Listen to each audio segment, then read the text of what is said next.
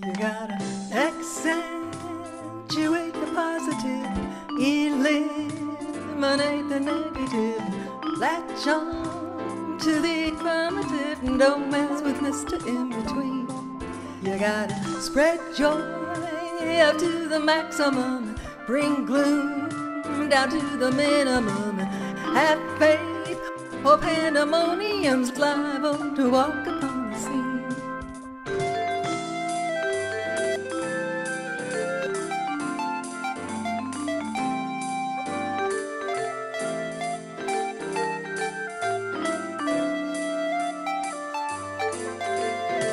Accentuate the positive and eliminate the negative, and latch on to the affirmative, and don't mess with Mr. In Between.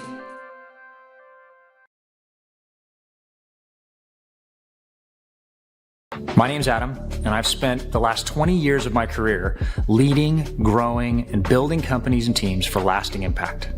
It would be my honor to come alongside you and help you to do the same thing. Whether it's in the corporate world, a brand new small business startup, or a 100-year-old family business, I've seen it and I've led it. Starting with defining your purpose beyond profit, we unlock strategies across every part of your business so that we can arrive at what I call asymmetric endurance, allowing you to get your time back while the business continues to grow, succeed, and achieve its true purpose. If you're ready to build an unbreakable business, let's talk. Book 15 minutes with me today at kingdommindsetstrategies.com. 3, 2, 1. Hey, welcome back to Miracles Online podcast. Thank you for tuning in. This is a podcast with a lot of good stuff about dating, commitment, relationship, marriage. And today we have a subject and topic that is going to hit home really deep. And by the way, I'm Jeff, and this is... I'm Kat. And welcome to episode 27. Ooh. The topic today is cushioning. And I'm not talking about the cushion I'm sitting on. It's also known as the soft betrayal. You know, I've never heard of this term before until you brought it up. I stumbled upon it. I'm like, this is different than breadcrumbing. This is cushioning. Cushioning. So I'm going to define the term. Please do. For you and for our audience. It's maintaining a flirtatious or emotionally close backups while you are in a relationship. Now, this can be online, offline, dating, no matter your age, etc. And we're going to talk about the differences between traditional cheating and how it masks itself as harmless communication. That's interesting. You have traditional cheating. So this masks itself as, just flirtatious, but is it really a form of cheating? And we're going to talk about the psychology behind this, if you've either been the victim or the perpetrator of cushioning, and how to rebuild the trust if you have. We'll give you some talking points on that. Right. So that you can have an honest relationship. Again, whether it's a brand new online dating or you're in a relationship. And I think we're going to define a little bit different how that if you're in a relationship, maybe you shouldn't be having, backups. Right. Well, give me an example. Like, what would be a scenario of cushioning? Like if you were cushioning, what would you be doing? So you would be having flirtatious emails, texts. So in other words, at office or church, flirtation activities. Things like that, where you're kind of keeping someone else on the line as a quote backup in case you're number one, you need an alternative to the number one. So if I'm hearing you correctly, this is almost like you're keeping a backup plan going on. Exactly. So you're not fully committed in the relationship you're in. Absolutely. But you might think that you are. You might fool yourself, Jeff, into thinking that this is your number one. But diving right into the psychology of this, sometimes people fall victim of this because of insecurities, low self-esteem, past relationship failures. That they feel, they're taking their baggage with them, what happened in a previous breakup or relationship where maybe someone did that to them, and they're repeating the behavior on a defense side, like, oh, I'll do it first. But I think the biggest thing is it comes from, I think, insecurity, no matter where that insecurity came from, past relationships or an inner child that was never healed, the I'm not good enough dynamic that so many people, are running in the background and haven't taken the time to heal. I think that's the biggest reason. Well, I think it's selfish, isn't it? So, well, you brought in the insecurity and all of that, but if somebody was consciously doing this, like, oh man, I dig what I got, and we're doing Netflix and chill, and but there's that other girl at work that I'm really friendly with, and she smiles, and I totally dig that. And so if that's open there, so there's a difference. Let me clarify, Jeff. There's a difference between open and and again, it's communication. We talk about that all the time on the show. If you're open to that with your partner, then that's not considered cushioning. It's typically going to be defined by secrecy. Okay. Right? Hiding it. Yes. Ah. Hiding it. So. But if you're open about it, and you have an open relationship, that's not cushioning. That's, you both know the ground rules of your relationship, agree upon it, or staying in it. So far, agreeing on the ground rules, that would not be, considered cushioning. But then that wouldn't consider a serious relationship either, would it? Well, I'm serious about you. I would like to really for us to have a future together. But however, I want us to be open. Exactly. And again, back to the psychology, Jeff, of, that inner fear of abandonment, that, sometimes ego validation. Let's talk about that. Okay. And again, it comes from deeper seated, psychological wounds, but it can be ego validation. Well, I've got, a bird, I've got the bird in hand, but I want, 4 more in the bush. 4 more. Or a couple more. Wow. But you are absolutely right.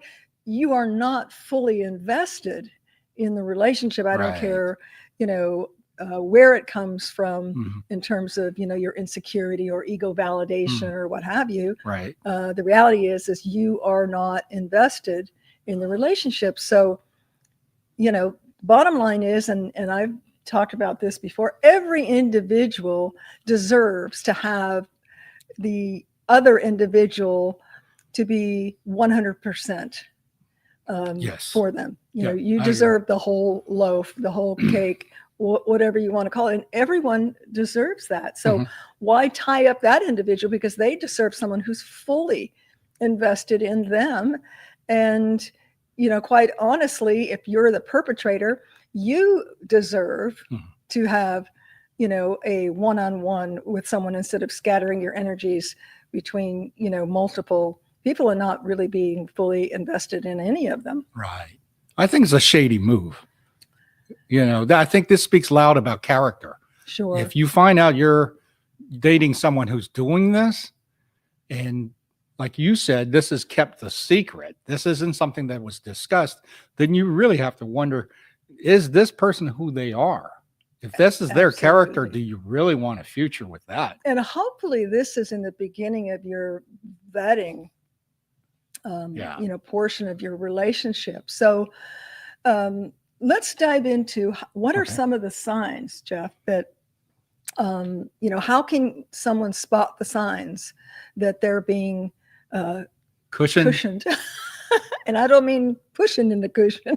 Wow, here we go again with that. Or sitting on the cushion. Well, I would think the first thing is, they're really hasten and have that grabbing the phone and turning the phone thing off thing. Yes. That So we've that's seen an this. easy one. People are so, tied to their phones now. So very overprotective with the phone. So how many times have you asked, if you got nothing to hide, why don't you show me your phone? Mm-hmm. Right? Mm-hmm. So their phones, social media, if they're overprotective, that definitely could be a sign. Number two, if they're constantly texting with just friends, that could be something you might want to pay attention to, right? You know what I heard one time, and I don't know where I got this from, whether I read it or somebody was talking about it, that they hide the girl's number under guys' names. No. Yeah, so that way, oh, it's George again. The girlfriend or the wife is not. That's such an easy cheat maneuver, right? When you think about it, but wow. Yeah, it's work. Wow. I got to get it. Wow. Right. And those are the kind of things you kind of go, you have to question the character of the individu who would go to that length to hide another their activity. Yeah. You have to question that if you bust someone who's doing this, that do you really have a future? And if you do, what are you going to do to actually make sure this doesn't keep happening? Absolutely. And one of the things that you might find, Jeff, when you, let's say, confront someone on that, is that they'll either be dismissive. Yeah. Okay.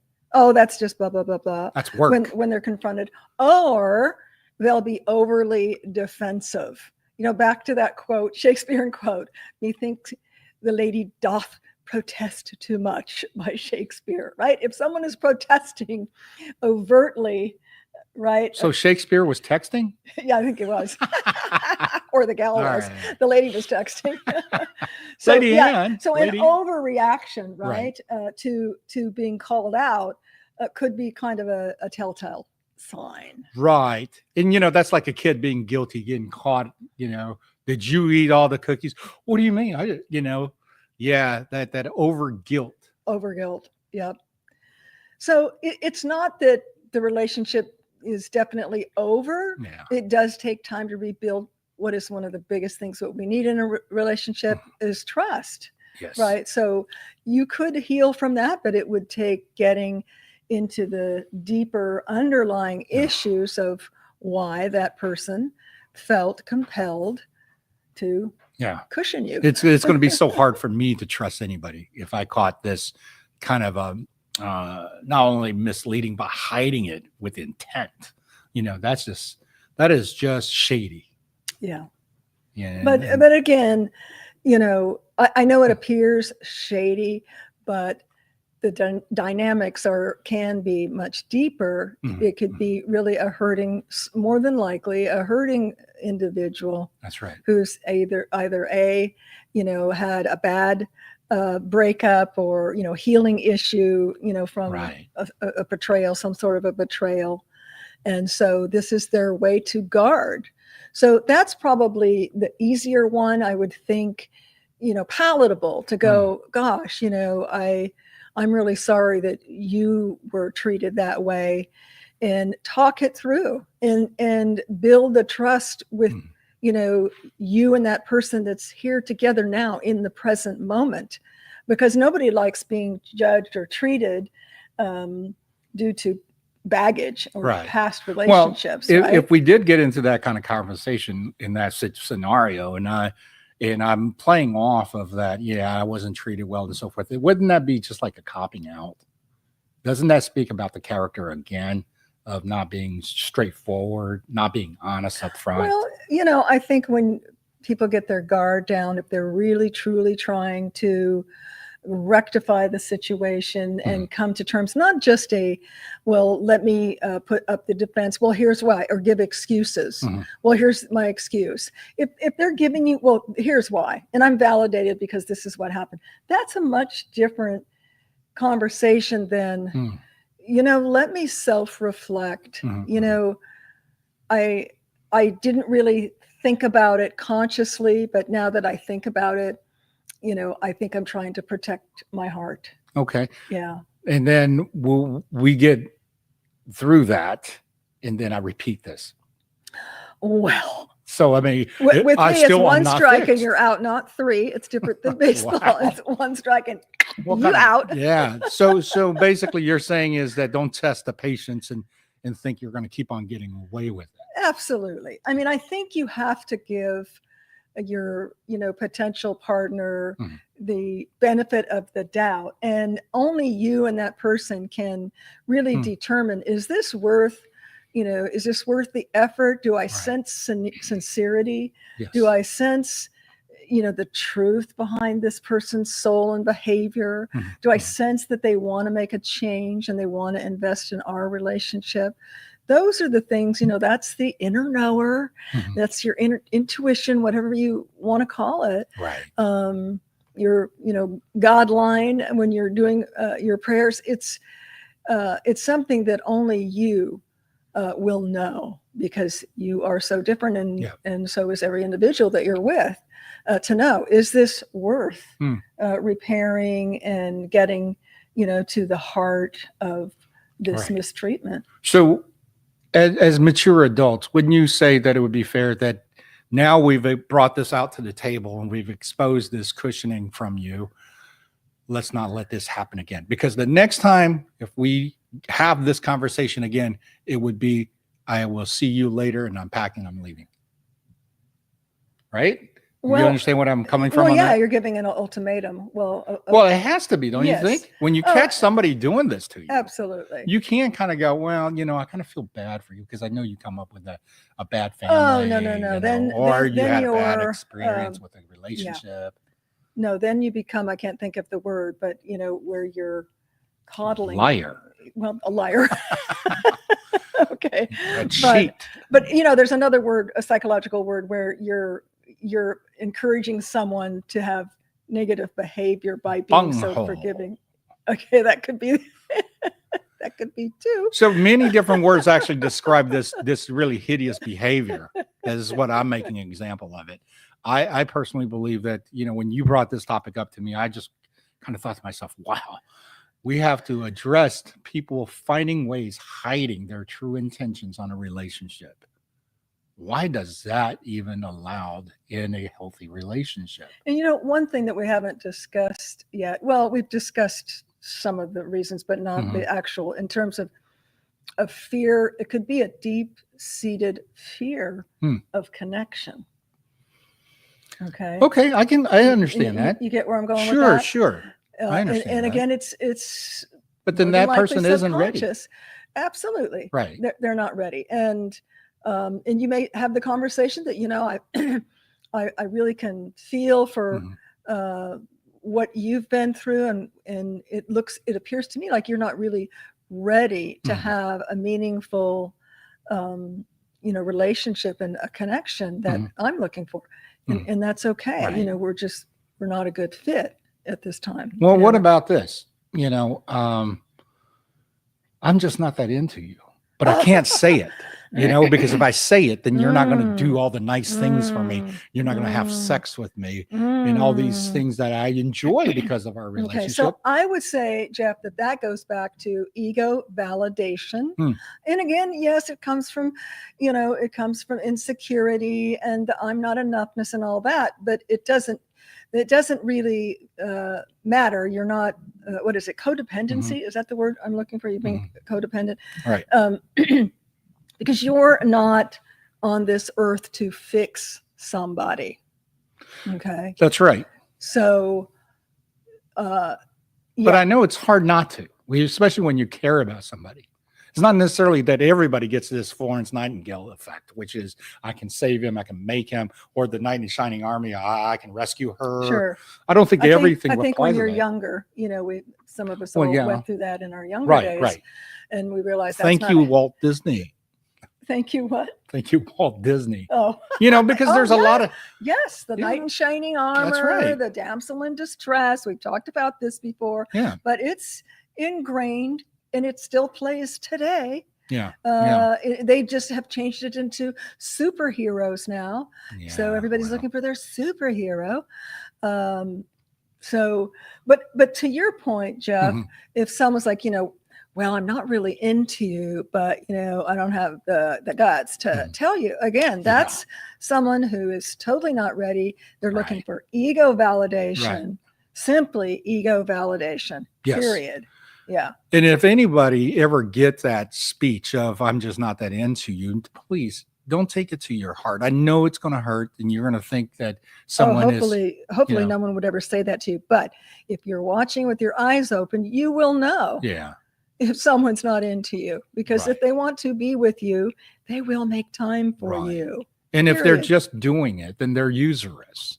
Their intentions were just all about themselves. So therefore, when they say things like that, they're just about themselves. They don't care about if they hurt your feelings.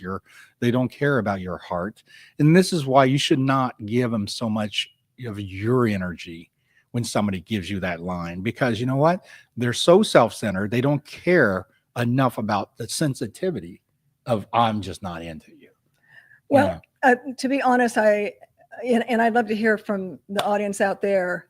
I think most people will hide behind their crappy actions rather than actually just say it. Yeah. And again, it's for ego gratification. It's for, having one foot in and having your eye on the horizon and wanting what's the old adage, your cake and eat it too. Right. And for all of those psychological reasons, but it really doesn't matter. If you're getting treated like that, you don't deserve that. No. And if you think that the relationship at that point is worth uncovering, maybe getting to the heart of it, then, that's your door open if both are willing to unpack the reasons behind that and set an intention going forward.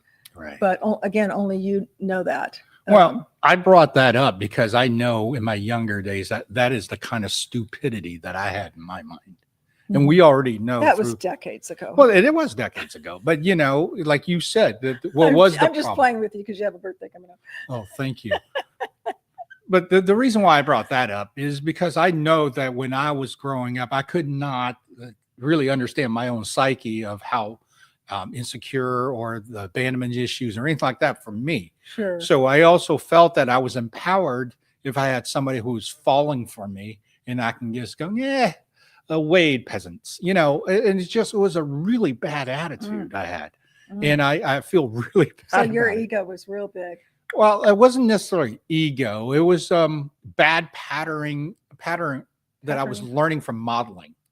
And who was I modeling after? I was modeling guys that was, cigarettes, hanging out, playing rock guitar, woo-woo. Misogynistic. Very misogynistic point of views. Yeah. And this is where I had to mature and learn. So you have to recognize that if you're on the receiving end of this, it is absolute immaturity from that person who's saying it to you. That's why I'm sharing this, that I want you not to embrace this, because it could be devastating and definitely a breaking of the heart when somebody says something as mean as that, when you confront them about cushioning. And this is where you don't have to feel that pain. You can be compassionate and kind of sit back and go, you know what? Thank you for telling me. I'm glad you did. I'm glad we didn't put any more energy into this. But don't make excuses. I've talked to too many people, excuse me, who, are in the online dating or offline dating, who make excuses for this kind of thing. Give me an excuse that we just talked about. Well, it's not okay. Let me take that back. Not make excuses, but don't recognize it or don't call it out. You mean ignoring it? Ignore it. Okay, so I know something's wrong. Yeah. And I caught the text, but yet I'm not going to say a thing. Yep. Why would anybody do that? And then it comes back on their side. Well, but he or she is so cute. Oh, and maybe I won't find another one. Really, it comes back to self-sabotage, self-talk, self-negative talk, that you'll put up with stuff that in your heart, falls into these categories. I think it's raining. Or in Houston, it's raining. Go figure. Again. And continue to take the breadcrumbs. Right. So, only So this is also on the receiving end. It's what we're pointing out, that there's insecurity from the person who's doing the cushioning, but at the same time, if you're taking it, Yes. then there's insecurity on your On end. both ends. So when you get two Absolutely. insecurities going on, do you think you're going to end up having a great A relationship, great, a healthy honest marriage, or anything like relationship. that? Yeah. Yeah. So this is on both sides now. And we're here to kind of open this up so everybody has this discussion and Just be aware, Yeah. just be aware. You may have already experienced, again, either as the cushioner or the cushionee, cushioner. or the cushionee. And if so, just kind of pay attention to it and, Right. See what you're either missing or should stop or need to look closer Right. at. Seek strength. Mhm. Where strength could be. Where strength could be from family members. Strength definitely could be from your faith. Strength could be definitely going into a counsel group that particularly about relationships. Look for strength. Don't look for cop-outs, excuses, or worst part, ignoring it. Just say, I'll just live with that. If we don't make a fuss, then it'll be fine. It doesn't. Don't want to upset the apple cart. Yeah. Right? Yeah. But gotta you know what? address the It's your wound. apple cart. Yeah. It's your life. Right. And you need to take responsibility for it to be the best. Yeah. Because you deserve the best. And the best Absolutely. is waiting for you when you don't shore up time with, just placeholders. Yeah. You don't deserve placeholders. Everyone deserves true love, Yeah. true dedication from their partner to you and you to them. The confidence not only is exemplified through it, but it becomes a unionship that is the ultimate safety, comfort in joining of that communion. It is the highest level when you reach there, when you're not playing these insecurities, these kind of so-called, I need something that makes sure that fills my void because this isn't doing it. If you're already in a relationship, you're going, this is still a void, then either you're not working at it or you're with the wrong person, right? Or you yourself need to be worked at. There's several things that we all have to look at. If you're coming from a void, and we've talked about this before, Jeff, then Mhm. it starts with, before you put yourself out there, really look at your, inner self and heal as much as you can, or at least start to be aware of those voids before you are looking for a relationship to fill that void, which is never healthy. Yeah, especially if you're a cushioner, the one that's practicing cushioning, and if this is your pattern, I highly recommend you kind of step out of your relationship and kind of do a self-evaluation audit and check, why do you feel other people's feelings are not as important? Because you obviously think that is okay. Absolutely. That, and why do you feel you need to fill yourself up with multiple opportunities out there, not really being fully committed to any? Yeah. What's that about? The other side of the coin would be, like, I can't just, I'm a man. How many times have heard this? They write this into script. Yeah, they write this into the script where a guy is cheating on a girl, and the first thing he comes out, he goes, "What do you expect? I'm a man." And then you hear women do this in scripts, right? When we're talking about TV, movies, and so forth, that they write for them to go, well, what do you expect? He's a man. And the thing is, these are paradigms that keeps on getting shoved. That's a carte blanche green light for bad behavior. Right. And they're shoving it into the paradigm of the public, Yeah. into our society. What's the explanation for that bad behavior? Well, it's a man. And all of a sudden, we have everybody going, well, if he's a man, we shouldn't be trustworthy. Or he can't be trusted because he's behaving like a man. And that's not right either. And if I was a man, an upstanding, trustworthy man, I would be offended. I'm very offended by that. Oh, there we go. We have one right here. Yeah. My fair. Right. Because realistically, how could you just so blatantly heartless to be able to be intimate with someone and play with others?